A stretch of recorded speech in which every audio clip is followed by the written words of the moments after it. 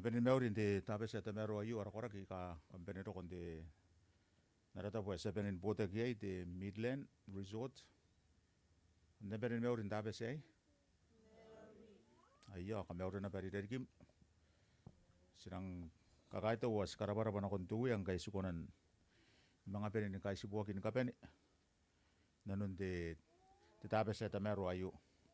Ora kantene ka patia suara rondira. Nanun si pangara metapira. Are sinawaki nanunan di tairi kiai. Ay mana si suwaki na ko sa poperakin kaukiran tetaro. Sa tetaro. Tia suas karaba ko sa ito kung tetape sa tamero ayu ang kay sukonan penin putak ngare kay ni kapani. Sa karaba ko rikibukin tetay ares na kunan nunguray am tiyak. Kora pari gitu am bukin kanuan de tuwi kaya am maragi na petengay na ayu are si kokowa pa ko sa nakaw kinira yi antara ruwaira.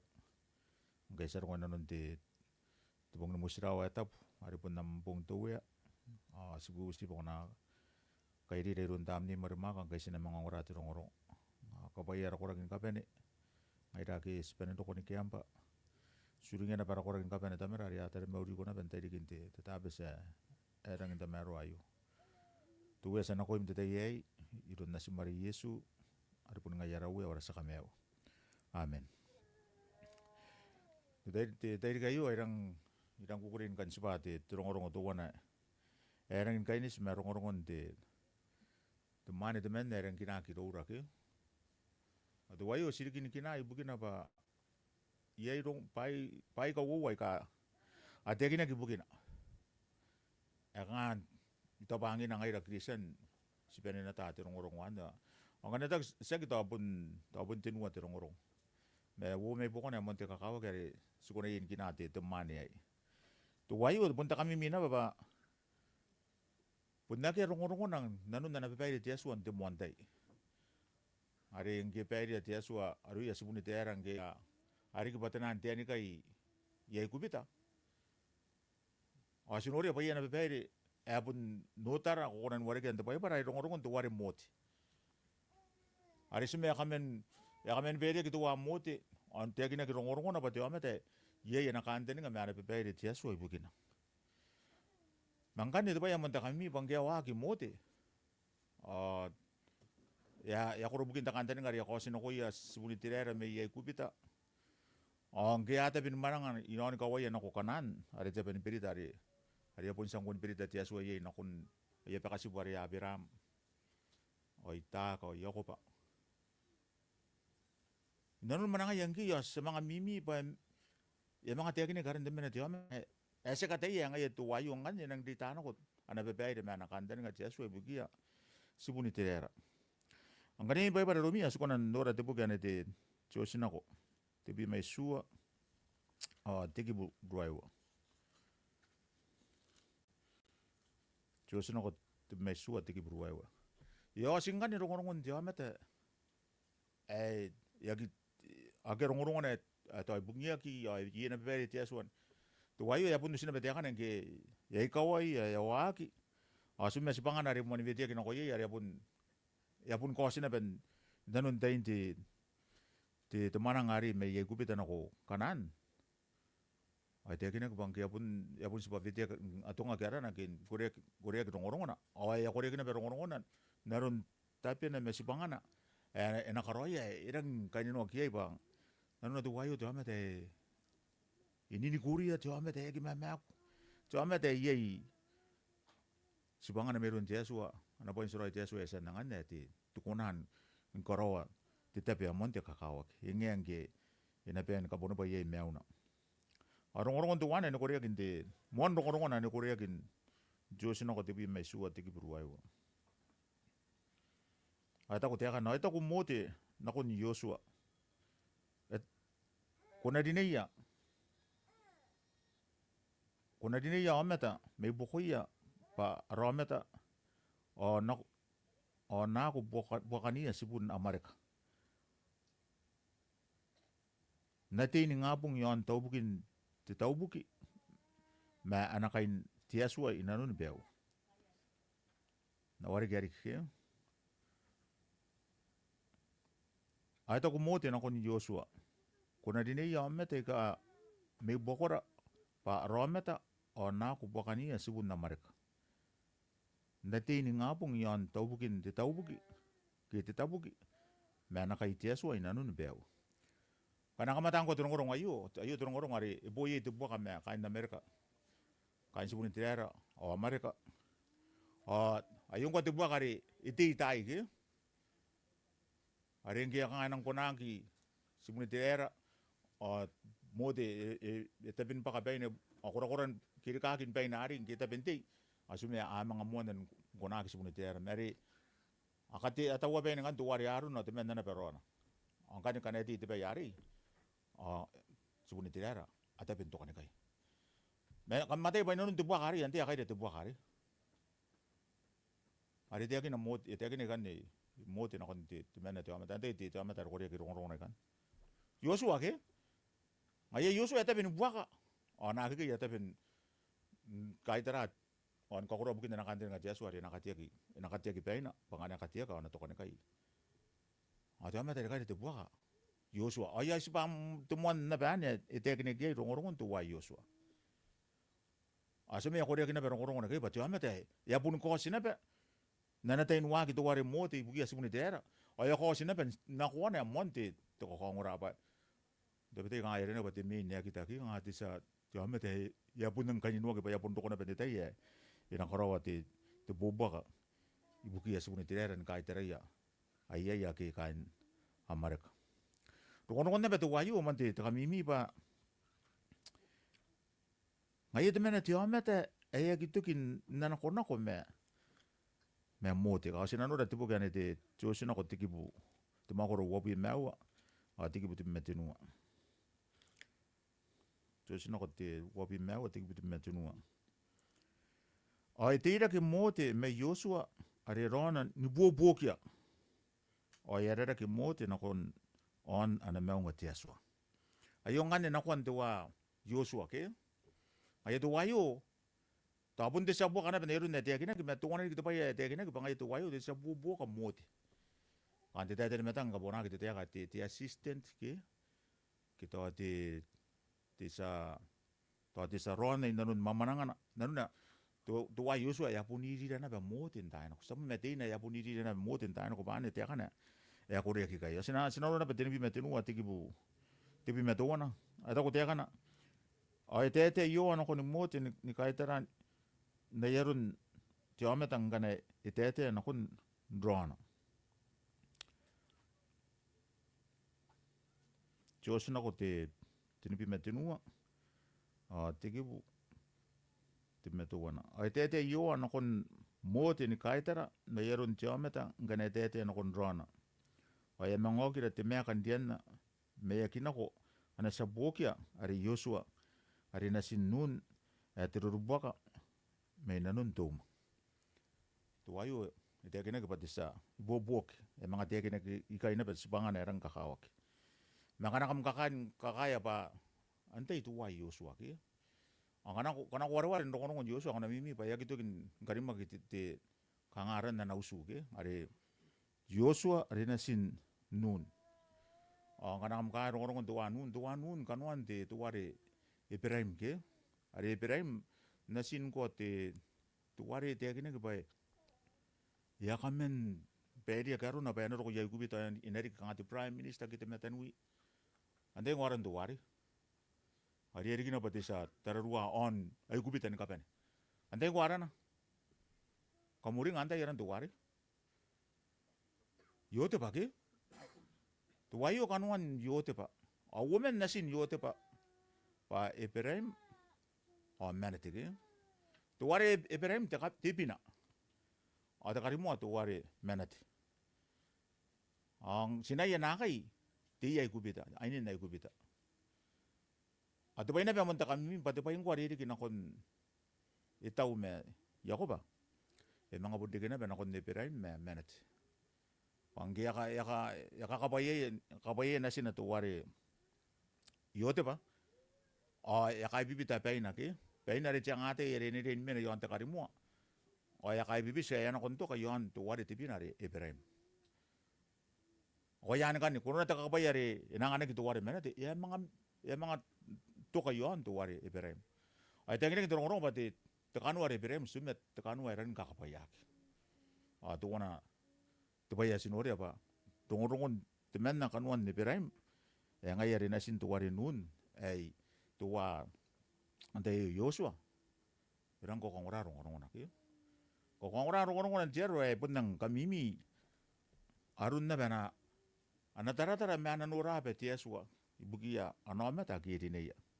Sika kuwa be ya sendini tu wari yokoba ante te yo ene riang kon dini eta we emang dini angka itu wari Ibrahim abun nga yedebi na tu wayo ate ga yadin na benti te perong ari tangon me omen ba kamata bugina so me abun di ke panasin tu wari tu man dari yokoba simi ya pun te bikian kadinia ai so me yera yana ben tabu te pe wonde te boy bara ayadi ni bokoya te perong aki tangon me omen man te boy irang kamimi asinori apa tua Yosua ane te spangane sinori apa Yosua sabo me ya kamen beri arun tua Yosua tu pai na berang kamimi ba mote ayu ano ame ta ya puniri ya na bentai no mote spene no na ta ya dini ya kirun Yosua vitiak ke me tua Yosua ake rong na vitiak me tu ame ta sabo me nara kante ngangaira jame ta sume dini ya kirun tuwari mote ba ena idi ake atau menanya kan wan nebe nebe beri ti Yosua bukin tuwa Yosua itu barang kakao kita orang Yosua ba Yosua di mana tu amete kan ayah kita sini orang gero orang ayah pun dokona ben bubura ke incer wari sanori apa ngaya ria kairia sibuni tiraren karo ko ya roi ikanan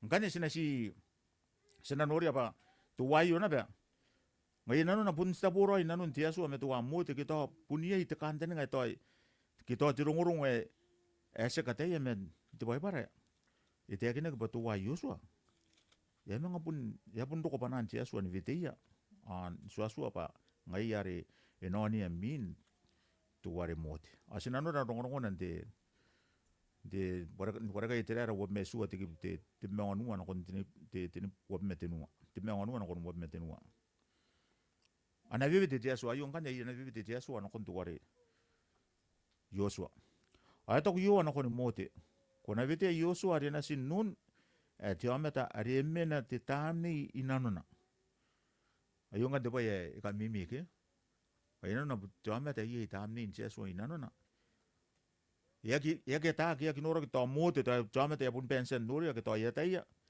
dan na tara no ameta Beto bayi garang kami pun Yosua ya pun teten ngota tongorong untuk wayu tak.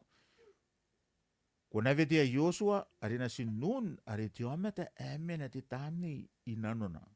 Atak ako nakatoka apem Yona o kati yemeta niriata ari tibonga ay meta na bete botakin kapenia.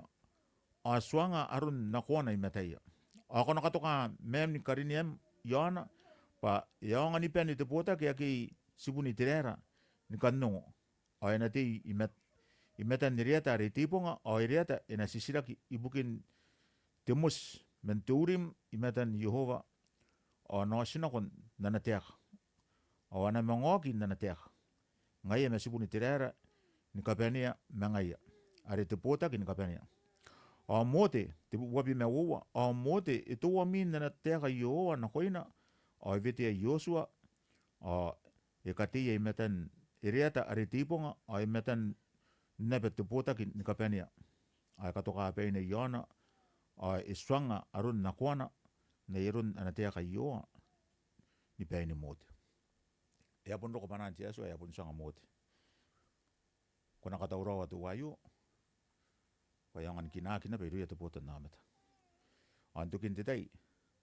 suka hoa ba genang busirawa tu wari mote ari asan suanga kirun Yesu apa na kiro konten titabare tiapen biri dari asan kata urawa bugia sebunu tirera setaya ba Yesu yangan Yosua na kuana monte kau ki pa inang kairia te botan nameta ai sebunu tirera kana suar-waren te Yosua te tomagoro to wan kaki asena si Dora te kante ngane e korea ki bukin tu wa Yosua ke.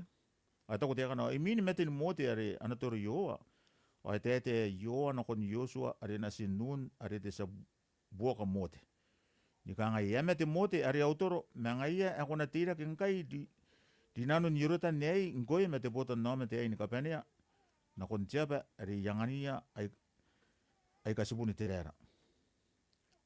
Ero ko vetendo ware Yosua e oni mini mote angai ni te yo. Sabu me angai ero ko ta kante ngate vere nge mot Yosua kona uringa kona anga koro angai min te pai ere asen wakina mote. Atu wayu sa te ya. Tu wayu Yosua ya gitu ke niri ra mote. Ai to pa e pulin penina ba diriana atau ko to roana o pa in kapen irun mote.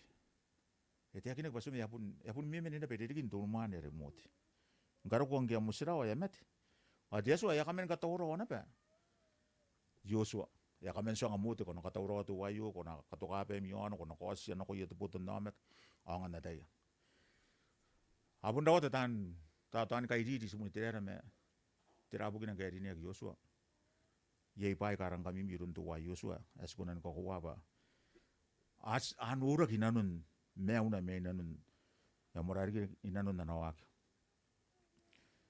tu baina pena kami kana konora na tia Yosua na kon mote de Yosua yaki bubusi pena ena kakapaya kita ena rona kita suanga Yosua ya me kun kai dia to kai kana konora de temako to kona tiki butu kona digak sabu me Yosua ya pun suanga na bain kapen yang anda na kona aya suanga na betei rame ke atei me aku na meme ni derikim ne ya kaki na meme ni derikim tu wari mote na meme na berikim me aki apa nan Yosua ka ngai Yosua kona buo kai bai ya pun nang da tang kai ta ngai nang buo me ngai ya mesu me Yosua ya pun nang anda ben kapen te ka bai ya te berita ari na meme ni derikina dai nako ti sakai di temen ya monte korona baru na nawak ate akina ke botua Yosua ti amete inano rinano ya gitu gini dira mote ya age rongo na kanga to yun ya kaunte ka me mote me te kena ba pun dira mote ntai no ya pun doro na ai resu me anaturo ke na samaku to mote ya pun me na beri kina ntai no ai resu me te amete inano rinano ato pa punane te kante nga to wana te nanu to wana rangkau ki ro rangai tan kai di te nanu rinano ke abun to kina nanu rinano to wayo neru na te kina Yesu ke te kina te ari kana sekali ta sinamang karina no ki kana sinandu ni no tiasu na mangka tokai re yata nanu kana sekaro tare sumeri kina banun tu wayu nanun sibun ari andai ngo ari na pakasi bu ari andai yote pake dura yote pa ya pun nanu ne bete kamera ka kitra ten karo kwa e bondo kon na kwa na monte kapen dia taten yo na ikubita akan wanang kan Yosua monte kami mina ba monte orang ora pa ngaya idi kena beirunat te ka kinna no yo ya saka idi ai nge yang ana gitu me kinak ai te kinak to ono ba ya pun corona tapi nari kana kamora wan do corona ipun ko bukin takan tan ngari ina karu ko ya sibuni ter so me songa tapi mboko na karu ko ya sibuni ter bari ya kiro ko tuari mote nge ngande ko nang karu ko ya no sibuni ter angana kamnora ro ono nante dubukan pun Yosua ai te kinak ba pun yang kan ya supaya kapan kami sibami ayu kami ai teranta bo kana me kai angana wari kana ro ono na te kinak ba ya karagi mo supaya ni kapan ni tenan kan wa kin kapan ni ai mina ya sibang karonga ya sibana ke nanu ya sibana gi apen dige supaya ni kapan to koraka ya sibana ari na ta pare ina me kai ai de jame ta nanu jame ta ni Korea na re sinori ari kamuri ngang kia kamananga ki ngai tangon momen angke amana ani Korea kende wara kai terar tibi me ke rang ko ngona ro ngona kana ko wara ya ke ai te kena ba ngi amana ngang ke aki amon kana ko mo yoro ngona ki tengau de ke ate rang ko yoro ngona ke ya kanga ya te ke sina sika wara ka to ngoro kana wara eta ko te kana ke irang sigro de ta buari sino ko ye ke ari akaro won suo an kanan irang sidoi ba ibun ko wote te kare iwana ko ye tira ni memme aya kare meni piru ki irang te ta buarang ami na mesaki konan wera ke ye bangane suara ke ye arang to akaina arang ni merudung sakonan bakania Ako nang kete na kay no ya kansi buni ter, tere akaro ya kansi buni ter. Ya buti tangki. Ya buti tang ngatin no kawaki. Ai kawra sumya kai, ai kawra ngai da marau su sinang no kon kameti akin te tapai ke. Ge apun sen tete ngai. Mo te me arun abu beraki na bentatar ke. Abu beraki ya suya. Apun nang do ta kina bentapai ya mimi te kakin dongorong wari. Ngai ya, te pai akaro ya tu wari Yosua me kare ba. Giang dongorong wari ya rangin nun orang kita no abun dia wai na be yakun kai ke. Ada wai yakun kai ya wa te na be ngam ya te kan ya ta ko ya te. Gua wa te ta wari. Wana ko ye tira ni meme o te ya kare me ni peru. Ya no te ta wari ni meu. Punto ko wan. O sa wato. Mexico na no kon wari ke te ta wari. Abun dia na pa meme ne tia suai do raki. Sikona na ko pa tia suara orang dai no ke. Orang kan sino kon bakan ta wari. Andura kan te fokus ke. Tekan tenenga. Si ta ya te ka pa ate ke na te ta wari bayar. Irang ta merwa ke. Irang skiroi antep. Mengkero kare kan ati. Tino kon buaka. Ya ko ko te no ngorong. Nagi atara te kanga ngamon te bura. Atara ya mon te kanga pa ngai to ta korai kai. Ngai ya. Kita rata kanga ante ya tara ya. Atara tia suwa ke. Atara tia suwa. Na si wara ka yetea kan yetea kinda pai. To korai kan. Ito ko yetea kai ya. Ako ri ata ko yetea. Ito ko yetea kan ki asen de wai ya kunika ya. Awate ate no kon te bota kin kapene ya ki subuni tere ni kangai. Tia peri sidinano na pasina tua pon tia pe monte roiri. Gana to yang anira yo ai na kairira na kon tia peri me menna nganira. Tia pe ranga yei tirani meme me yakare me ni beru. Me kan na teira rawa na kon Yehova. O te me kuia. Kain tia peri ba kararanga ia. E wota kina ko tangaya me yoya ai meme na yo ai rora. Kam na tei me kuia. Warangan dirong rongani ke. Wo te en ni yango eka ye ko ka korea ke. Si tabo te akan tia peri ya. Me te aka yome tangan ya ka ke. Nagi ya tare yome ta me. Yosua me kareba. Atara andai. Atara tia sua ke. Asuko na nuri nga tuari Pedro ngwange nura na saka me na kono ko yon. Yon tiran na. O ngai emang kan na kono ko ya. Ya suanga ben na kono. Ai agi be na kono. Angke na kono ko tira ya mangari na koin. Ai ani emang kono ko meta na me yon saka me wa tara na ko. Ma de ko yeri ki ba. Ya ina kono ke. Ako pun ko na ni na ko pun na guna me tia suani ko na pun ni na ko ke. Sina pun ben ni na ko na se guna me. Na ka ya kora na ya guna me ke ari tirang ko ti suari yang anak. Tu kora ke men wabu itiri ki na kon wera ke. Tira energi na ko ya. Anak iro kon tira. Tia beni perita ke hari kanan. Pun na kana ke ti suwa mon tu kora ke. Inang kora tira re pun tete yo. Na kan ne men wabu itiri ki wera ke anak iro ko kanan ke. Ana si mea utu wane kareba me Yosua ke. Akana no kawa ki me punto ko te rongorong. Pundi dia kina pen karoko mangaroko tiru ari mina. Awas pe pen wera ki. Dokon jepe hari kanan. Ayong kan rongorong di Yosua ke amon tito ko ngora erang dori ba erang dawa te diri na ko ire. Jamete ini ni kuria, jamete na rinano. Jamete ini mekina tiasua. Tu wana gitu pa ya irang kau kirun Yosua tiame te kau kina yung te kana kon te ka Yosua kana ko rawar ndo kono tiame te ite kina ba tiame te sabu me ana suat Yosua emine winan daino ai nano tiame te ya gitu kin ka korona nun ana kante nga Yosua aya ta ana suat Yosua ngere ke ni kapeni suko huwa mora ngai ki yei dora spangara ikarang kakao ki ane turongorong irang kakao kina ko ida enaro ko tete ya to sinamanga na nuwa kito sinaki kunan garo spangara ba to ipai ka ti imetara sinaki yakin katuto nga tioni me keri kirun tua Yosua te amete punne kinini yaki pakamen na noni mek ya pun sukuna be nanun na noni mek rongo ne kito wana monte kawaki ade na te kari kampene na tai yaki ari ko yakin Yosua ira wango wabi mewa tip men mewa kanga te kari angkana to sa gitu pa idia imetami ituturo iron Yehova antepong akam antepong ngai kam narini akam naturirona pa toans akiatura mi pakasi buiroya imainu kun tekarangari kian sia amorete ay kakamea kaya peya angai nakaini petau sinaturo iron Yehova tibibite na koy naman tekao na konsipangara sina katutong ameon Joshua maray ngari tan kay titike sina kayakin garo sipangara vityakira nora vityakin tuwa Joshua ivityaki pa nakarukuya sibunitirera kanan ngaira na bangkai sibenin vityakin na konsipangara mo tekao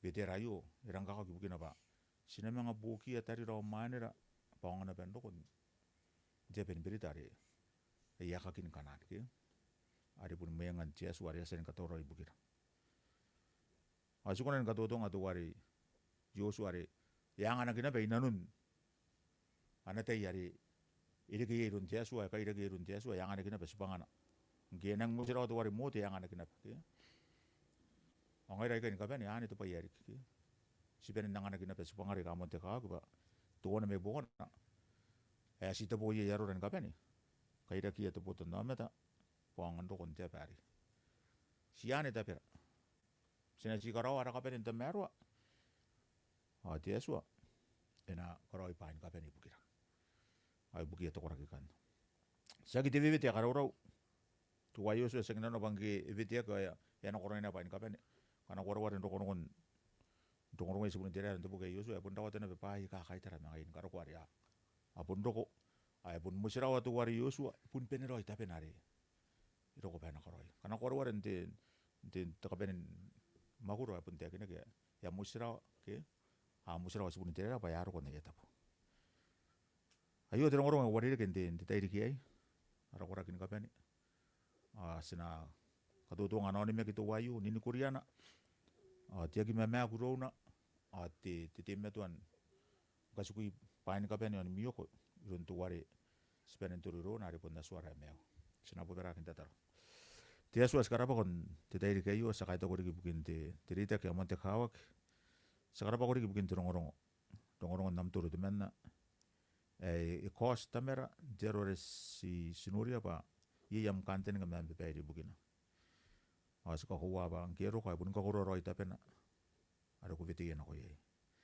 ngaira na ba kain ka bene ye sibangara tapera si viti na ko ye meto wonerik epenin poro ye yaro ren ka bene ari kaira kia amputa na meta pangan rokon dia pari basa ki singa ye tu ya ngaira na ba sina kiye ba sina ko ye ona ben ko ye to kora ke sina kairi na nam ko meta amni marori ya na mamma kuri mangaya an pukira na penanon korawan tapera ka ka kibukim tu wes tataru bia rakora kin kapene amtan ka iri di mai yausu spangaya na ko ka koro suringe na ba